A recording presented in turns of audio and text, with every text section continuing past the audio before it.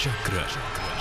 नमस्कार, बहुत स्वागत है आपका। आप देख रहे हैं चाल चक्र और मैं हूं आपके साथ शैलेंद्र पांडे। आज हम आपको बताएंगे कि शरीर की बनावट के हिसाब से, शरीर के अंगों के हिसाब से ये हम कैसे जाने कि हमारा भविष्य कैसा रहने वाला है, हमारा जीवन कैसा दिखने वाला है। क्योंकि कुंडली के अलावा और हस्तरेखा के अलावा आपके शरीर के लक्षणों के आधार पर भी हम ये जान सकते हैं कि आपका भविष्य कैसा रहेगा। चाल चक्र में आज क्या खास है, चलिए बताते हैं आपको। चाल चक्र में आज बात करेंगे कि आने वाले समय में आपके शरीर के लक्षणों के हिसाब से आपकी किस्मत को कैसे जाने, शरीर के अंग आपका स्वभाव कैसे बताते हैं, शरीर के अंगों से आपके भविष्य का हाल कैसे जाना जाए, और जो चीज़ें गड़बड़ दिख रही हैं, जो चीज़ें निगेटिव दिख रही हैं, उनका उपाय कैसे किया जाए, इस पर विस्तार से चर्चा करेंगे। लेकिन चलिए सबसे पहले कार्यक्रम की शुरुआत करते हैं आज के पंचांग से। तिथि है वैशाख शुक्ल पक्ष की दशमी, इसके उपरांत एकादशी तिथि। नक्षत्र है पूर्वा फाल्गुनी, इसके उपरांत उत्तरा फाल्गुनी। चंद्रमा सिंह राशि में संचरण कर रहे हैं। राहु काल का समय शाम को 4:30 से तकरीबन 6 बजे तक। पश्चिम दिशा की तरफ आज यात्रा करने की मनाही है, लेकिन अगर यात्रा करना ज़रूरी है, मजबूरी है, तो जरा सा पान का पत्ता खाके और भगवान का स्मरण करके अगर यात्रा करेंगे तो मुश्किल से बचे रहेंगे। सबसे पहले शरीर के जिस अंग के बारे में बात करेंगे वो है आपका पैर का अंगूठा। क्या बताता है ये?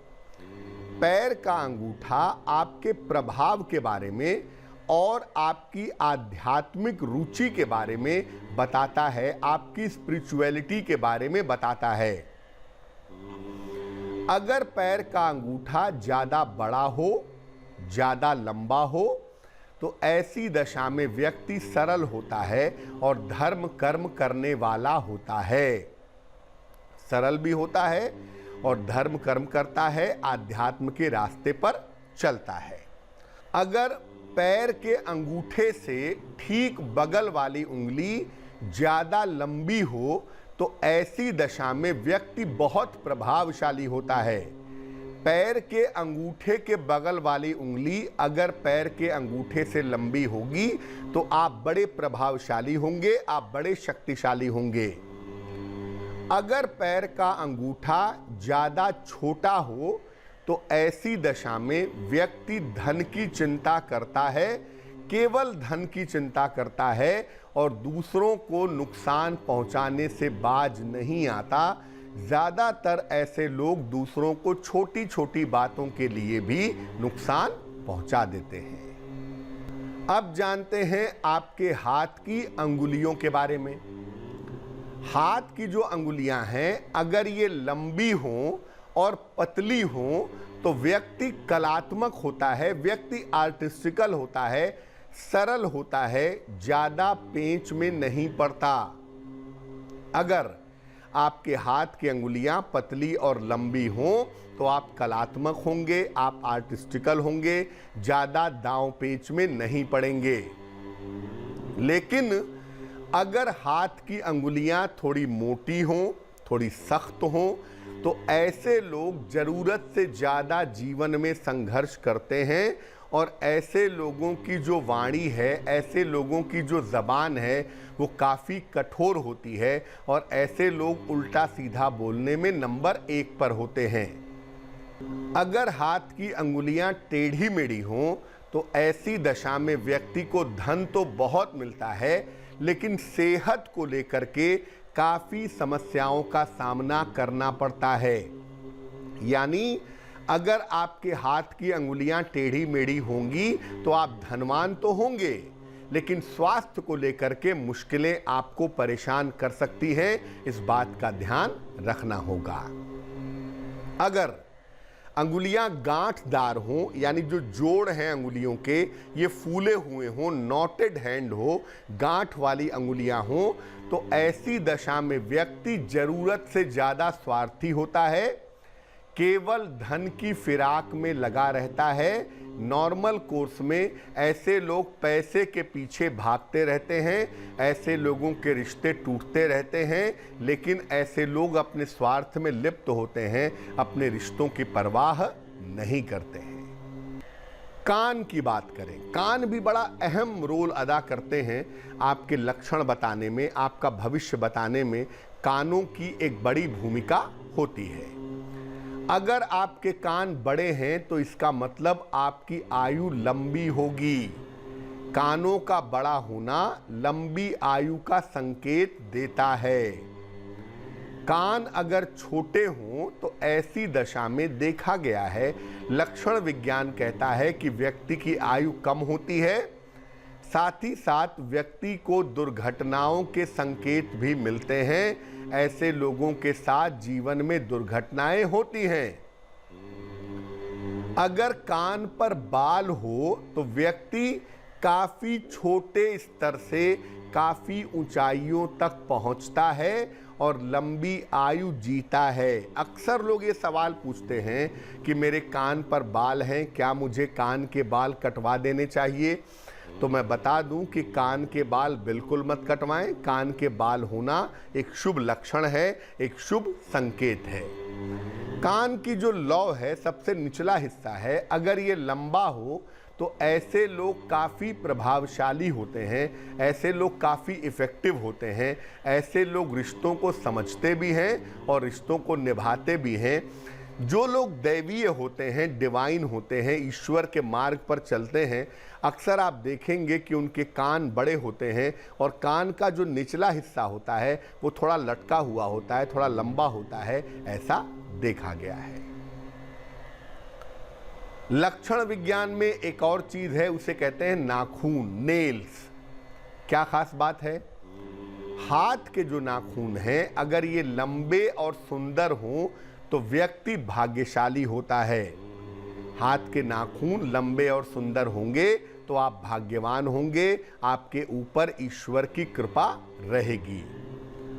अगर आपके नाखून टेढ़े मेढ़े हों तो व्यक्ति को जीवन में अत्यधिक संघर्ष करना पड़ता है, बेवजह का स्ट्रगल जीवन में आ जाता है। आप देखेंगे कि अक्सर नाखूनों पर अर्धचंद्र बना होता है, आधा चंद्रमा जैसा आकार नाखूनों पर बना होता है।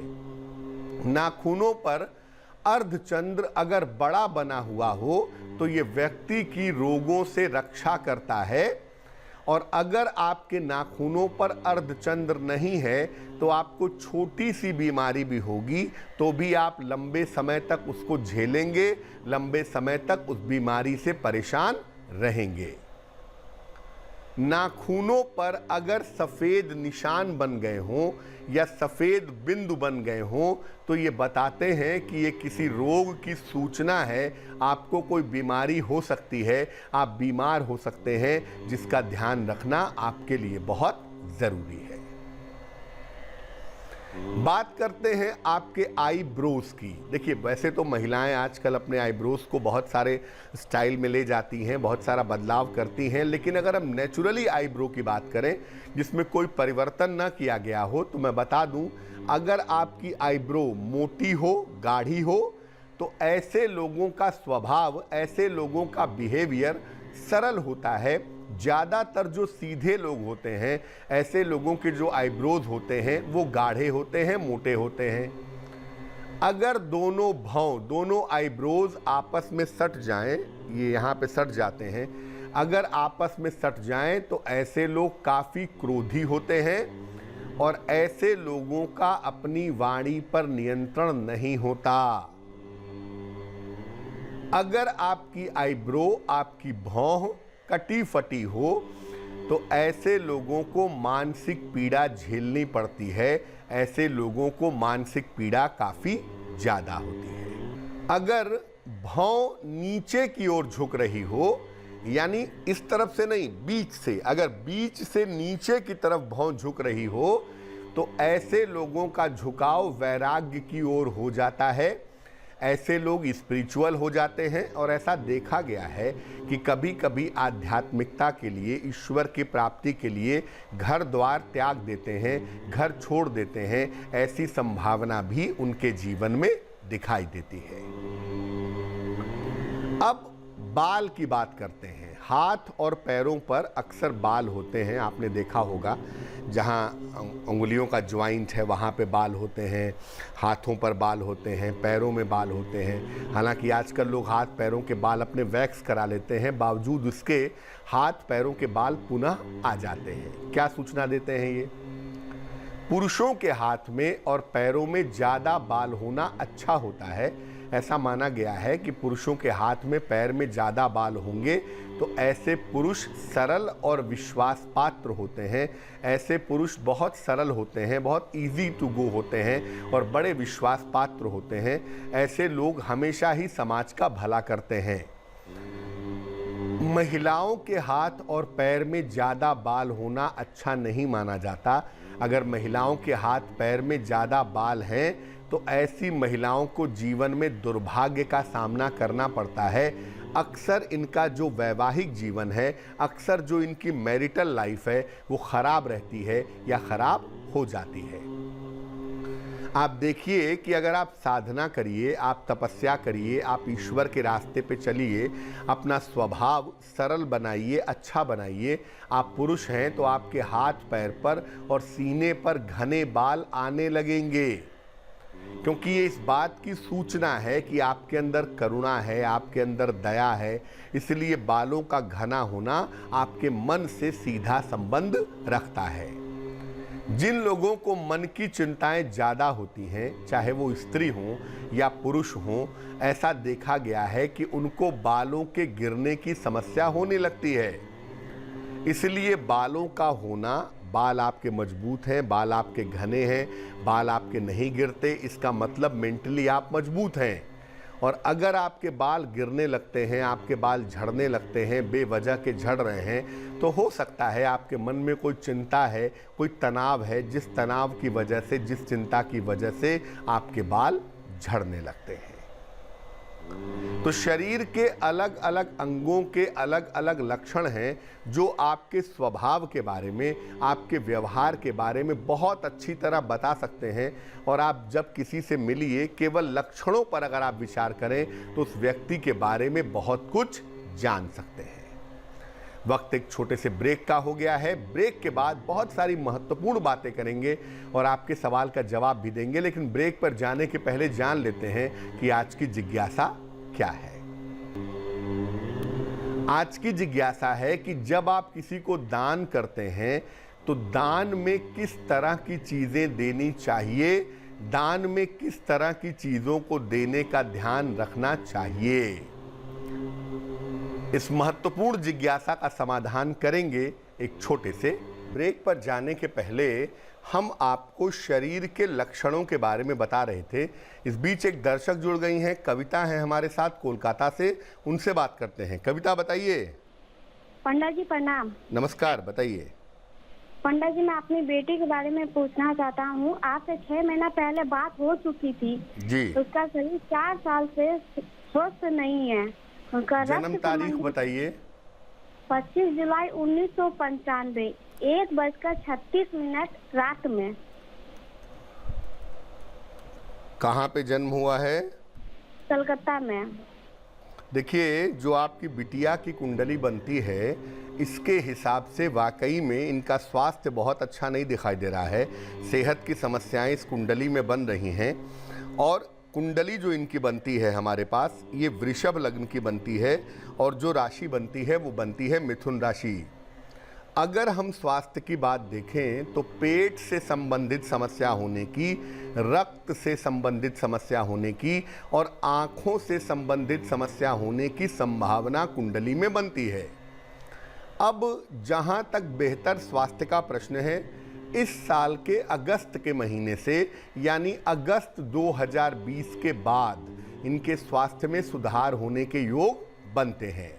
फिलहाल आप ऐसा करें, एक ओपल बनवा के इनको पहना दें। तकरीबन 10-12 रत्ती का ओपल चांदी की अंगूठी में, दाहिने हाथ की तर्जनी उंगली में, शुक्रवार की शाम को ओपल पहनाने से निश्चित रूप से लाभ होगा। तो एक इनको ओपल पहना दीजिए और दूसरा इनको बोलिए कि नित्य प्रातः सूर्य भगवान को ये जल चढ़ाएं। ऐसा करने से भी इनकी मुश्किलें हल होनी शुरू हो जाएंगी। अगस्त 2020 के बाद इनके स्वास्थ्य में सुधार होता हुआ दिखाई दे रहा है। और बता रहे थे शरीर के लक्षण विज्ञान के बारे में कि शरीर के लक्षणों से आप जीवन को कैसे जान सकते हैं, कैसे समझ सकते हैं। बात अब आपके राशियों की करेंगे, आपके जिज्ञासा का समाधान भी करेंगे, लेकिन उसके पहले स्वस्थ रहने के सरल उपाय निरोगी भव में। अगर आप राजमा का नियमित प्रयोग करते हैं, राजमा नियमित रूप से खाते हैं, तो इसको खाने से जोड़ों के दर्द से, ज्वाइंट पेन से जल्दी छुटकारा मिलता है। तो अगर आपको जोड़ों के दर्द की समस्या है तो सप्ताह में एक दिन कम से कम राजमा जरूर खाएं, आपको लाभ होगा। चलिए राशियों के सिलसिले की शुरुआत करते हैं और सबसे पहले जानते हैं मेष राशि। मेष राशि, आर्थिक मजबूती आएगी, सेहत आपकी अच्छी बनी रहेगी, वाद विवाद आपके हल होंगे, शुभ रंग होगा आसमानी और भाग्य आपका साथ निभाएगा तकरीबन 75%। वृष राशि, यात्रा से बचाव करें, चिंता बिल्कुल न करें, परिवार का सहयोग बना रहेगा, शुभ रंग आपका लाल होगा और भाग्य होगा 60%। मिथुन राशि, धन का लाभ होगा, रुके हुए काम पूरे होंगे, कर्ज का लेन देन ना करें, शुभ रंग नारंगी और भाग्य होगा 70%। कर्क राशि, मानसिक चिंताएं दूर होंगी, करियर में आपको सफलता मिलेगी, परिवार में शांति रहेगी, शुभ रंग सफेद और भाग्य होगा 80%। सिंह राशि, कार्यक्षेत्र में सफलता मिलेगी, संतान की उन्नति होगी, धन की समस्या हल होगी, शुभ रंग धानी और भाग्य होगा 90%। कन्या राशि, पारिवारिक समस्याएं हो सकती हैं, धन हानि से बचाव करें, भगवान शिव की उपासना करें, शुभ रंग पीला और भाग्य होगा 60%। तुला राशि, मान सम्मान की प्राप्ति होगी, धन का लाभ होगा, किसी अतिथि का आगमन होगा, शुभ रंग सिल्वर और भाग्य होगा 70%। वृश्चिक राशि, करियर में कुछ बदलाव होगा, धन की स्थिति ठीक रहेगी, देर शाम कोई शुभ सूचना प्राप्त होगी, शुभ रंग सुनहरा और भाग्य होगा 80%। धनु राशि, पारिवारिक स्थितियां ठीक रहेंगी, धन की स्थिति ठीक बनी रहेगी, विवाह के मामलों में विलंब होगा, शुभ रंग गुलाबी और भाग्य होगा 75%। मकर राशि, वाद विवाद से बचाव करें, स्वास्थ्य का बहुत ध्यान रखें, शिव मंत्र का जप करें, शुभ रंग फिरोजी और भाग्य होगा 60%। कुंभ राशि, करियर में सफलता मिलेगी, मान सम्मान बढ़ता जाएगा, काम का दबाव बढ़ सकता है, शुभ रंग हरा और भाग्य होगा 70%। मीन राशि, दौड़ भाग बिल्कुल ना करें, धन के मामलों में सावधानी बनाए रखें, सेहत में लापरवाही ना करें, शुभ रंग होगा नीला और भाग्य होगा 65%। एक दर्शक जुड़ रही हैं हमारे साथ, इंदौर से सोनिया हैं, उनसे बात करते हैं। सोनिया जी बताइए। हाँ पंडित जी नमस्ते। जी नमस्कार। पंडित जी मेरे को है ना मेरे बेटे के बारे में पूछना है। तो इसकी जन्म की तारीख है 28/10/2010। 28/10/2010। समय बताइए। और पंडित जी जैसे है ना 27 की तो रात थी, मतलब 12 बजे बाद 3:30 बजे हुआ था, 28 लग जाती है पंडित जी। जी, कहाँ पे जन्म हुआ है? इसका वो नागदा में हुआ है, उज्जैन जिला है ना नागदा, वहाँ जी। पे उज्जैन में, मतलब उज्जैन के पास में नागदा है। पूछिए क्या प्रश्न है। ये इसका भविष्य कैसा रहेगा और इसका पढ़ाई में मतलब दिमाग कैसा रहेगा, और मतलब क्या इसका भविष्य के बारे में पूछना, और यही पंडित जी। कुंडली आपके बेटे की सिंह लग्न की बनती है, राशि बनती है मिथुन। वैसे तो कुंडली ठीक है, कोई ऐसी बहुत बड़ी समस्या नहीं दिखती है, लेकिन जो चंद्रमा केतु का कॉम्बिनेशन है, एक तो वो कहता है कि आँखों में समस्या हो सकती है, चश्मा लग सकता है, आईसाइट वीक हो सकती है, एक पॉसिबिलिटी तो ये है। और दूसरी संभावना ये है कि चंद्रमा केतु की वजह से जो कंसंट्रेशन है, जो एकाग्रता है, उसकी समस्या इनको निश्चित रूप से परेशान करेगी। एकाग्रता की समस्या, पढ़ाई लिखाई में जो मन लगने की समस्या है, वो शुरुआत में रह सकती है। आगे चल कर के ज़मीन से जुड़ी हुई कोई पढ़ाई, जैसे सिविल इंजीनियरिंग की पढ़ाई, मैनेजमेंट की पढ़ाई या फाइनेंस से संबंधित कोई पढ़ाई ये करेंगे, इस क्षेत्र में जाएंगे, इस तरह की संभावना बनती है। इनका करियर बेहतर हो, इनकी पढ़ाई बेहतर हो, जीवन अच्छा रहे, उसके लिए इनको एक मूंगा पहना देना चाहिए। तकरीबन 7-8 रत्ती का मूंगा तांबे के लॉकेट में लाल धागे में मंगलवार को सवेरे मूंगा पहनाने से निश्चित रूप से लाभ होगा। राज वर्मा जुड़ रहे हैं हमारे साथ चंडीगढ़ से, उनसे बात करते हैं। बताइए सर। राज वर्मा नहीं, राज बहादुर है। राज बहादुर जी बताइए। सर ये बेटे का है, डेट ऑफ बर्थ है 14 नवंबर 1994। समय बताइए। टाइम है 8:45 बजे का। सुबह या शाम? शाम को। और बेटी का है 7 दिसंबर। पहले बेटे का पूछिए, बेटे का जन्म स्थान क्या है? हाँ जी, बेटे का जन्म स्थान क्या है? यूपी में कहाँ? बेटे का जन्म स्थान अमेठी। अब पूछिए क्या सवाल है। सर इसकी पढ़ाई और नौकरी का कैसे क्या रहेगा? देखिए, आपके बेटे की जो कुंडली हमारे पास बनती है, ये कुंडली बनती है मिथुन लग्न और मीन राशि की। इस कुंडली में शिक्षा की स्थिति थोड़ी गड़बड़ दिखाई दे रही है, शिक्षा में थोड़ी बाधाएं आई होंगी या शिक्षा प्राप्त करने में थोड़ी मुश्किलें रही होंगी, इस तरह की संभावना कुंडली में बनती है। अगर हम इनके भविष्य की बात करें तो मैं ये कहूँगा कि ग्रेजुएशन करने के बाद, स्नातक की पढ़ाई उत्तीर्ण करने के बाद इनको गवर्नमेंट जॉब के लिए, राजकीय सेवा के लिए तैयारी करनी चाहिए। वो क्षेत्र इनके लिए बेहतर होगा। गवर्नमेंट जॉब में जाने की सलाह मैं इस कुंडली के हिसाब से दूंगा।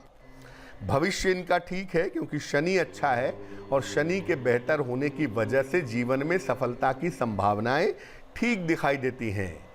एक इनको पन्ना पहना देना चाहिए, तकरीबन 6-7 रत्ती का पन्ना, चांदी की अंगूठी में, दाहिने हाथ की सबसे छोटी उंगली में।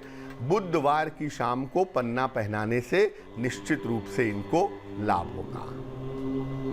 चलिए अब बात कर लेते हैं उनकी जिनका है आज जन्मदिन। जिन लोगों का आज जन्मदिन है उन्हें हम सबकी तरफ से जन्मदिन की हार्दिक शुभकामनाएं। आपको बता दूं कि आने वाले साल में आपकी आर्थिक स्थिति, फाइनेंशियल कंडीशन ठीक रहेगी। आपके करियर की स्थिति में निश्चित रूप से सुधार होगा।